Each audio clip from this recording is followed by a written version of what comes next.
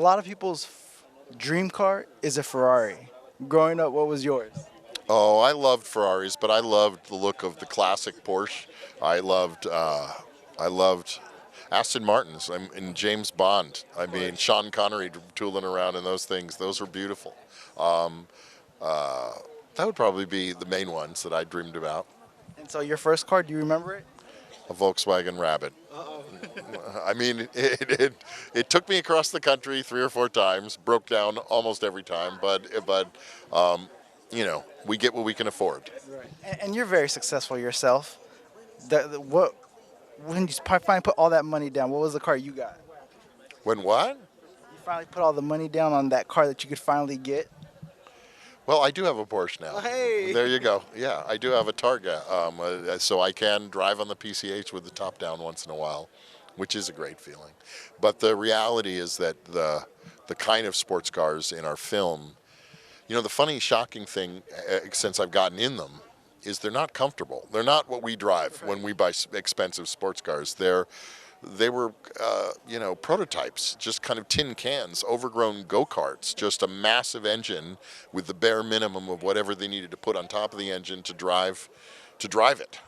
So these guys were sitting in thin steel or aluminum chassis on top of bestial engines, yeah, and that's why there were so many fatalities. Also, as they hadn't even invented a roll bar yet. They were, in a sense, at the very dawning of automotive design.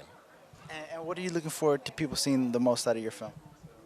Well, I think people who come for the racing will have a great time, but I think people who are nervous because they're not into racing, if there's anything I could say, it's just that I don't like auto racing that much. I'm not that into motorsports, and I wanted to make a movie that somehow, it's just a great drama with Matt Damon and Christian Bale and a host of other great actors. Can't go wrong there. Yeah, but it also, I think I was very mindful of the fact that racing not only can turn a lot of people off, meaning that I've watched racing a lot on television, and I find it singularly uninvolving. I think it was because, in a large way, unlike other sports, we're divorced from what's actually going on for the driver on the track. It's very hard to understand. Well, the yellow car's the lead. Now the yellow car's falling back. Now the red car's pulling in the pits. But why? I don't know. It's just what's happening.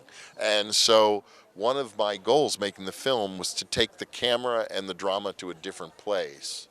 What I mean by that is live on the track. See the race from the point of view of a driver. If he's having engine problems, you're going through it with him. If he's lost his brakes and he's approaching a turn, you're going through that with him.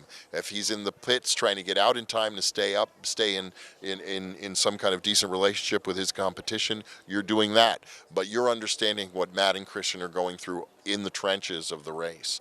And it's a massive race that ends the film in terms of the amount of expense and also effort we went to put you really on the track in 1966.